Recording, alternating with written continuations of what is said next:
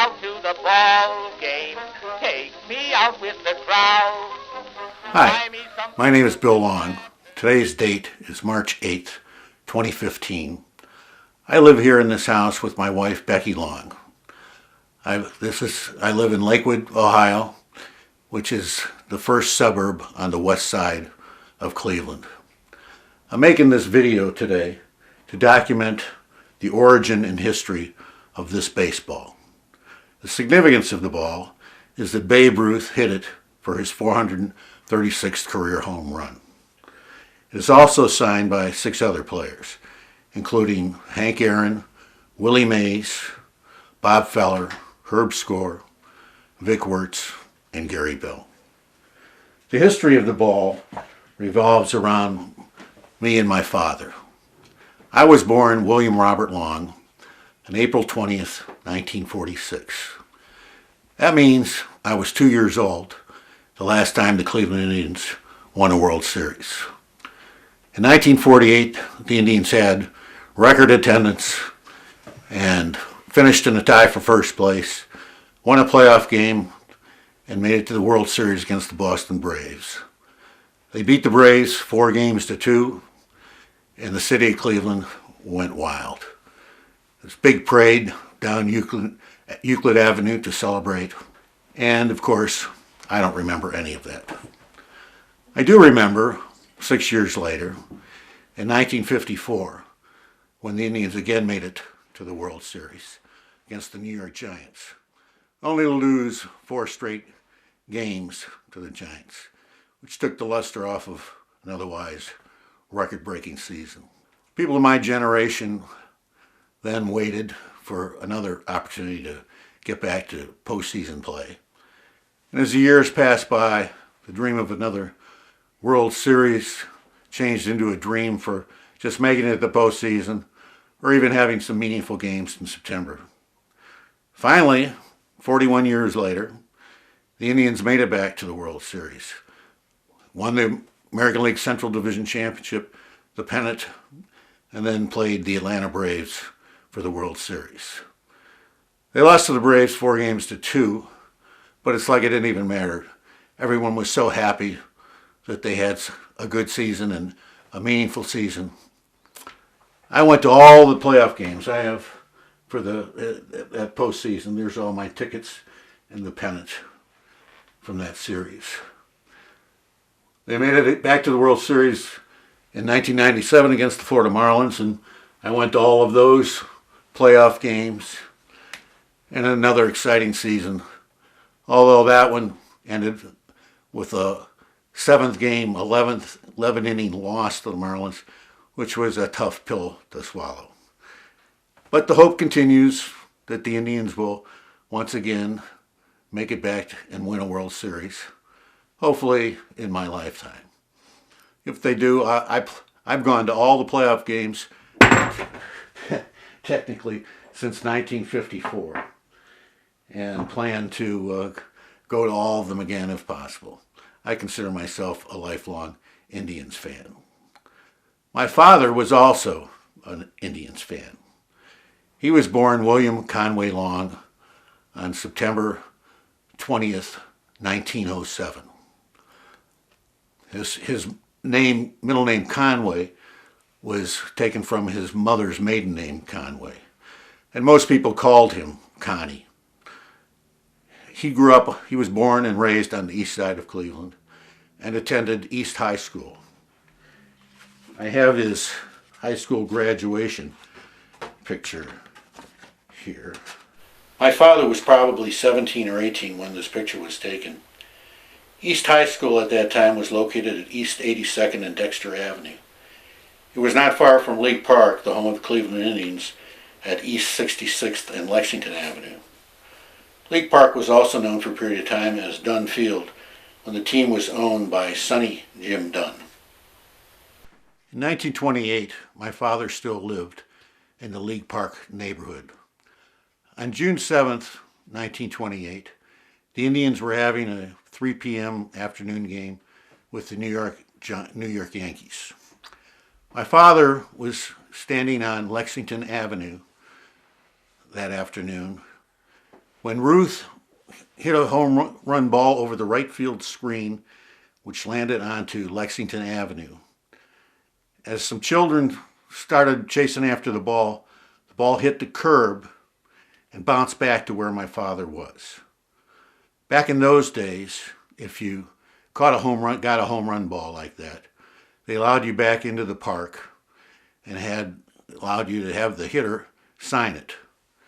So that's what happened. My father went back in, and Ruth not only signed the ball, but he dated it as well. If you look closely at the ball, you can see Babe Ruth's signature, the date, and the scuff mark where it hit the curb. So here is Babe Ruth's signature on the ball.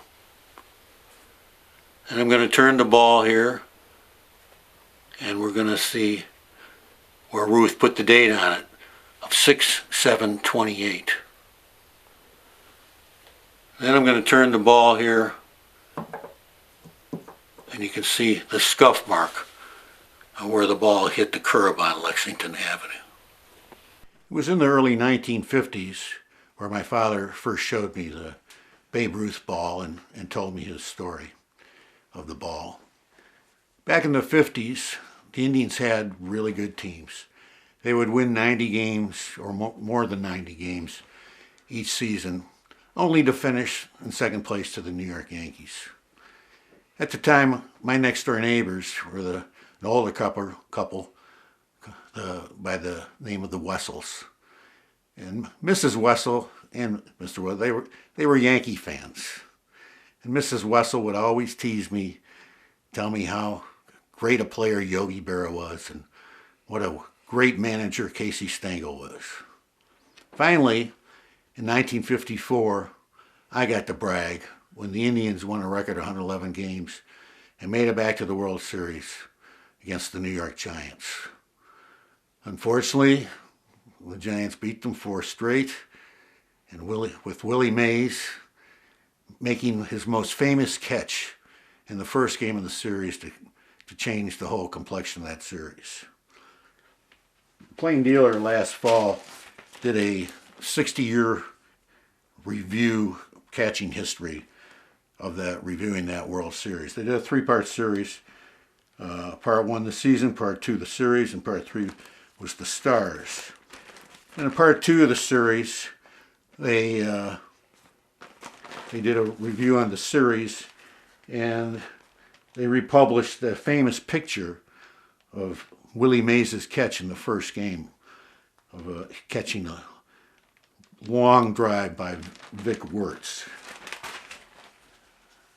The caption under the picture reads as follows: "Running at top speed with his back to the plate, New York Giants center fielder Willie Mays gets under a 450-foot blast off the bat of Cleveland first baseman Vic Wertz to pull the ball down in front of the wall in the 8th inning of the World Series opener at the Polo Grounds on September 29, 1954. In 1955, there was a father-son event where you could go to meet Bob Feller and Cy Young. My father took me to the event, and we took our Babe Ruth ball along to see if we could get Bob Feller to sign it.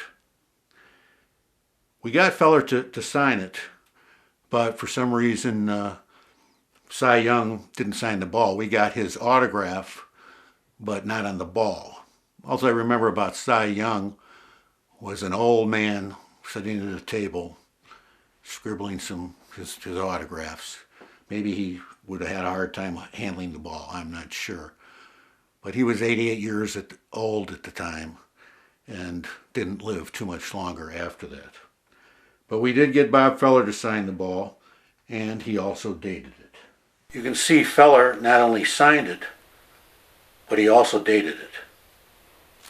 Because Feller put the date on the ball, I was able to go to the Cleveland Plain Dealer research database and look up the Plain Dealer from that date. And what I found there was here's the sports page from the Plain Dealer, and there's a little article about that father-son event. that I have blown up there. So this is the Plain Dealer Sports page from July 19th, 1995. The article that I'm zeroing in on is located right here, and we've got it blown up over here. And the title of the article there is Baseball Vets Present Gift to March of Dimes. The article reads as follows. 700 baseball fans, 400 of them children, were thrilled by the guest appearance of Cy Young and Bob Feller last night at Navy Park Recreation Center. But it was the March of Dimes that got the biggest lift. Feller, chairman of the Ohio campaign, was presented with a check for $100 by Frank Doik Novera of the Old Time Baseball Players Association, which sponsored the annual Fathers and Sons Night. Ed Banks, sports editor of the Cleveland News, was the master of ceremonies. The boys received autographs from Young, baseball's winningest pitcher of all time, and Feller, who's won more games than any other active hurler, and souvenir emblems. In 1956, there was a father-son mass communion and breakfast at St. James Catholic Church in Lakewood. My father, the attraction of the event for me was that Herb Score was going to be at the breakfast. Herb Score was the American League Rookie of the Year in 1955 and was my favorite player. So we went to it, and we took the ball along to see if we could get Herb Score's signature on the ball. When we were in church, I got a little nauseous, and so my father took me out of the church, and we went over to the school where the breakfast was going to be. My father went to the restroom. I was sitting on the steps, and in walks Herb Score. He walks up to me, and he asked me if I could show him or tell him where the breakfast was going to be held. I was speechless. I was dumbfounded by this when my father came out, and of course we talked to Score and showed him where the breakfast was going to be, and we got Herb Score signature on the ball. So here's Herb Score's signature on the ball. Herb Score's career ended because of an injury. Otherwise, he would have been perhaps one of the greatest pitchers of all times. Instead, he became an Indians radio announcer for over 35 years and became very popular and famous for that. In 1957, I heard that Vic Wertz was going to be appearing at the opening of a new bank location that was nearby my house, just a few blocks away. By that time, I realized that my baseball was a good way to impress major league players, and thought that it would be good to add Vic Wertz's signature to the ball. So I took the ball, went down to the bank, and walked in, and remember Wertz was sitting at a table by himself, totally bald, and showed him the ball. He was impressed, and we got Vic Wertz's signature on the ball. Here's the Vic Wertz signature on the ball. The bank that he was at was next to the Lakewood Public Library, and the library eventually took over that building after the bank closed and became part of the library. In 1958, one day in the afternoon that summer, one of the neighborhood kids, Timmy Reed, stopped by my house to show me this baseball bat that he had. It was a Roger Maris baseball bat signed by Roger Maris, who was playing the outfield for the Indians at that time. Turns out that back in those days, players didn't make a lot of money, and they would rent half of a double house and live there for the season. Maris was actually almost living right across the street from me. So I thought, well, I should get Maris to sign my ball, add that to the ball. But before I could do it, the Indians traded Maris to Kansas City. Then I heard that Gary Bell, Indians pitcher, was living on the next street over, and I wasted no time going to his house and getting his signature. So we got Gary Bell's autograph. Here's the Gary Bell signature on the ball. Bell lived in a double house on Lakeland Avenue. When I went to visit him, I rang the bell. He came down, and he was only too happy to sign my ball. He was a good pitcher for the Indians, who in recent years is a favorite of fans who attend Cleveland Indians fantasy camps. After Gary Bell signed the ball, there was no other signatures added to it for almost 20 years. In the meantime, I went on to high school and graduated from St. Edward's High School in 1964. I have a picture here of me with my mother and father in front of the high school in June of 1964. About 6 months after this picture was taken, my father had a heart attack on December 23rd, 1964, and died the next day. After graduating from high school, I went away to college for 4 years and then 2 years in the Army. After that, in 1971, I returned home and soon got married and bought this house that I still live in today. It was in the early 70s when Hank Aaron was approaching Babe Ruth's home run record, career home run record. And it got me to thinking about my Ruth baseball again. And it occurred to me that because Ruth had put a date on the ball, that I could go to the library and go to the Plain Dealer microfiche files and look up the newspaper from the next day on June 8th, 1928. So I went to the microfiche files and found the article on it. And I was thrilled to discover that everything my father had told me about the ball, how he got it, was substantiated by the newspaper articles. So here's a copy of the microfiche that I printed out in the early 70s. The microfiche here is a little bit dim and hard to see.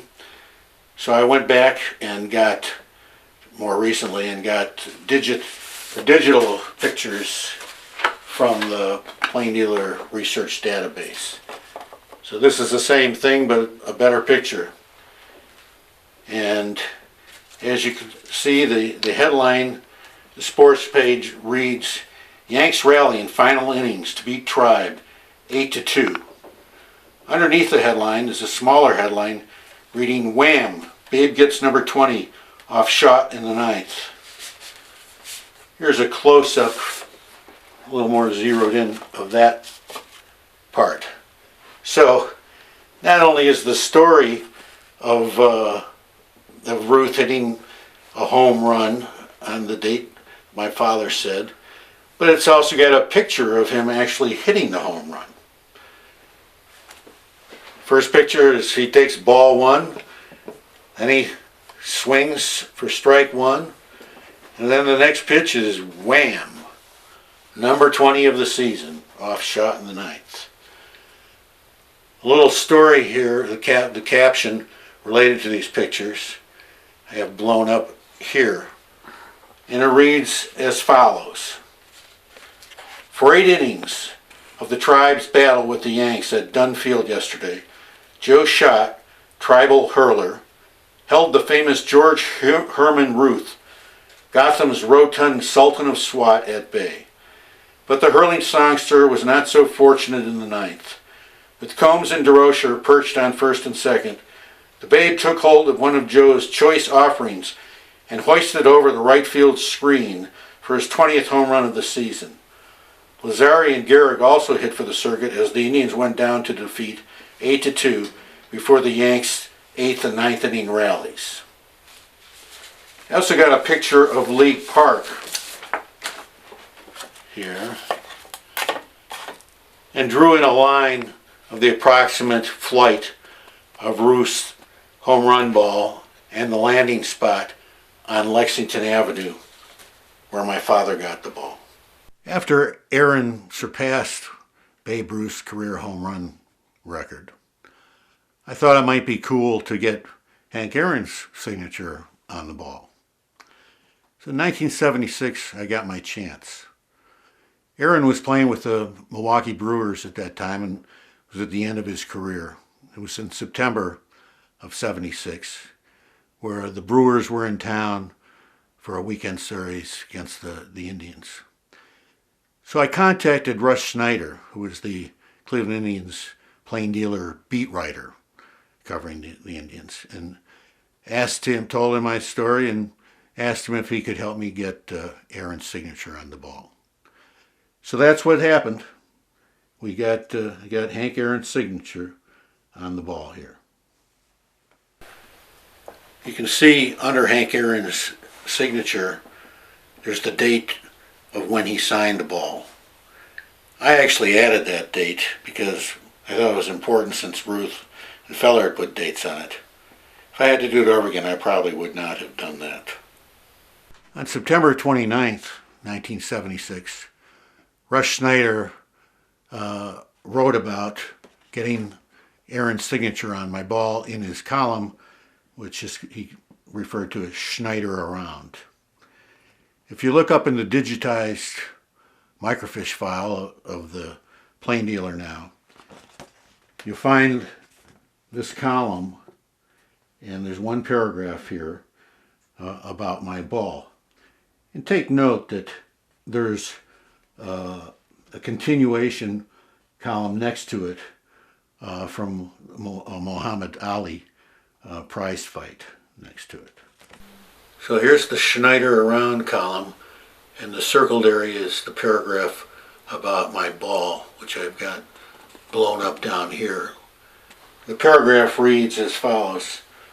Before the Milwaukee Brewers left town Sunday night, an ardent Cleveland baseball fan, Bill Long, obtained an autograph on the ball that might now be the only one of its kind in existence.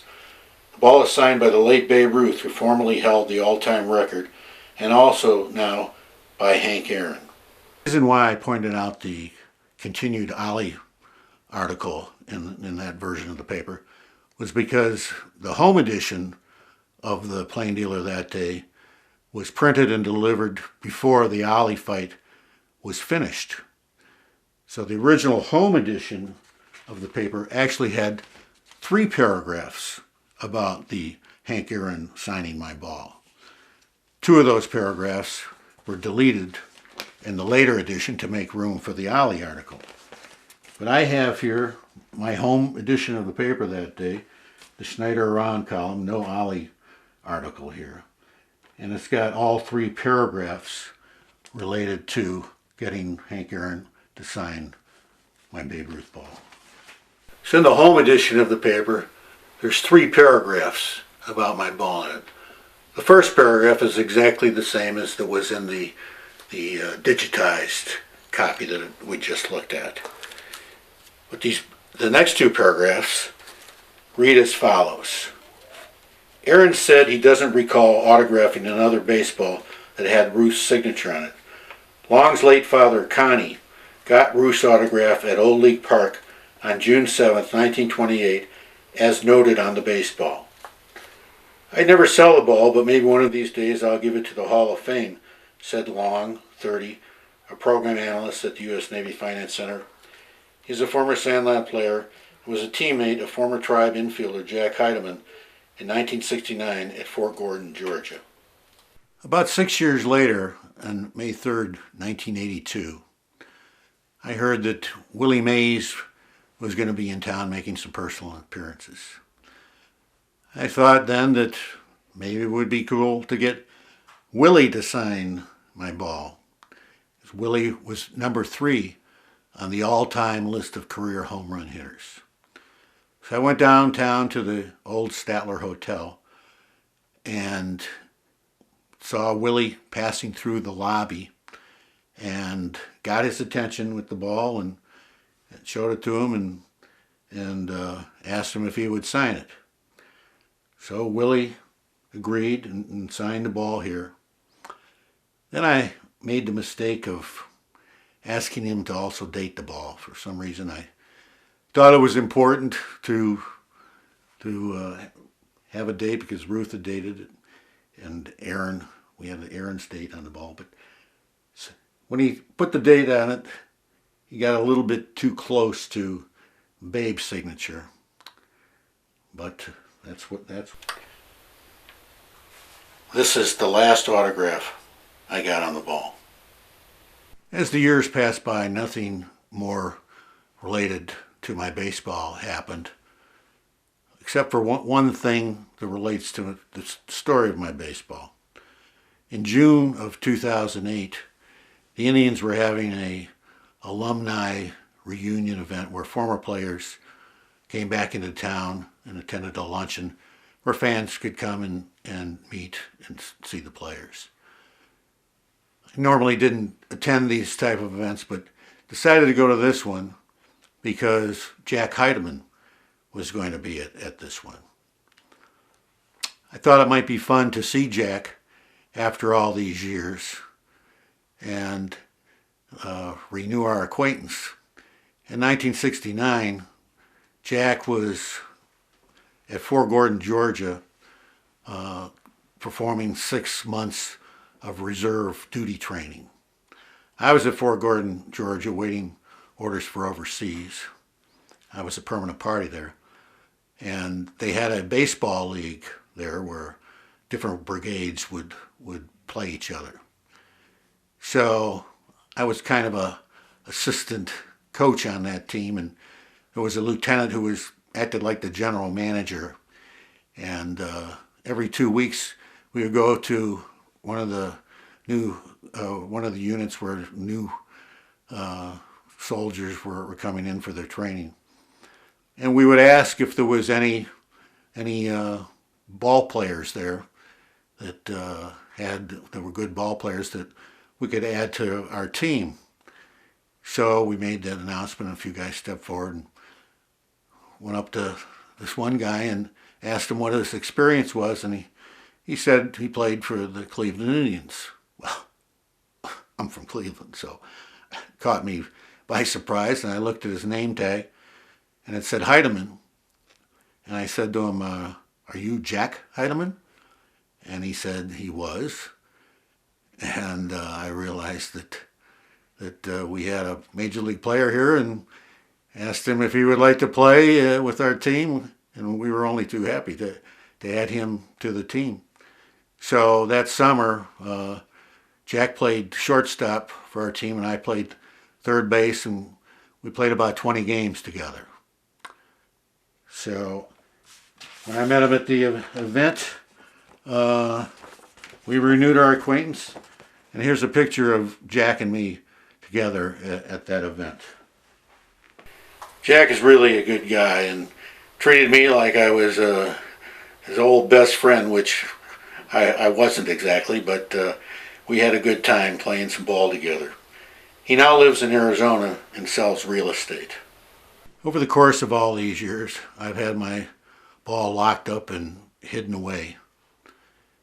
Then something happened last January last year. A friend of mine, Jim Petrie, was visiting from Scranton, Pennsylvania, and we were planning to go to the Cleveland Cavaliers Dallas Mavericks games on a Martin Luther King afternoon game. So we went downtown a little bit early. Jim hadn't been downtown in a while, and we were doing a little sightseeing, and I decided to take Jim into the Fifth Street Arcade, which was where the Baseball Heritage Museum was located. I wasn't even sure if it would be open, but I thought we could at least look in the windows there. And Jim was, in addition to being a big basketball fan, was a big baseball fan. So we went into the arcade and went to the museum, and fortunately it was open. And we went in, and the man who operates the museum, Bob Zimmer, was there. And we were looking around at some of the different displays and exhibits he had there, and talking to Bob about the museum a little bit, when he mentioned that they had hopes of moving the museum to League Park that year.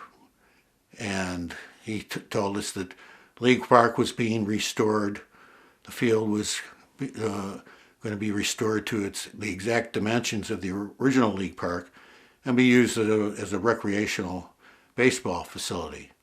He said they'd even built a screen in right field, 40 foot tall, to replicate the original screen at League Park. He said the only building that remained there was the original ticket office building, and that was being restored, and that's where they hoped to move his museum.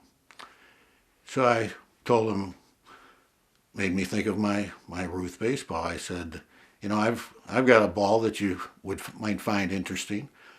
I've got a ball that Babe Ruth hit for a home run at League Park. And that certainly caught Bob's attention. And I explained my story to him. And he said that would be a wonderful addition to the museum. And I told him that maybe that would be a possibility.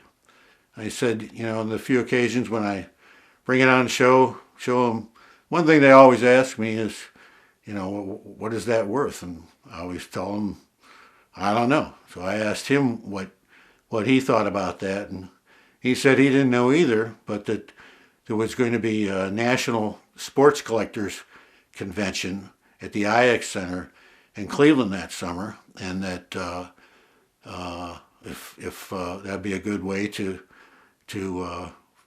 estimate its value and find out a little bit more about that kind of thing.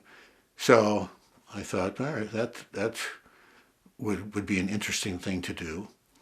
So that's what I did. I went to the convention that summer and found, as we talked to different people there, that my ball was definitely catching everybody's attention, and it was kind of a fun thing for me to show these people and talk about.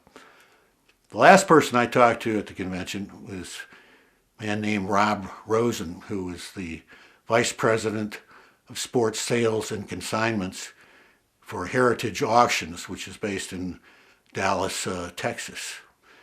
And Rob explained to me he was an expert on Ruth memorabilia, and that my ball had some great value.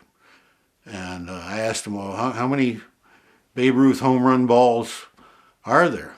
And he thought for a moment and said he estimated there was probably less than 10.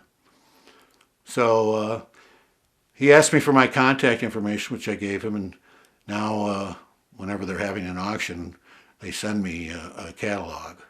But I told him that I wasn't really planning on selling the ball anytime, if ever, no time soon, and that maybe I would have it displayed in this Baseball Heritage Museum.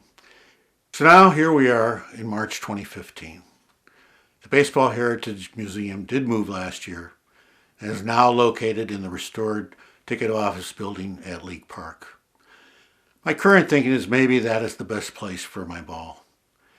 It has been 50 years since my father died, and I'm thinking maybe it is time to bring it out of hiding, loan it to the museum, and have it displayed back where it came from. It would be like a flower on my father's grave.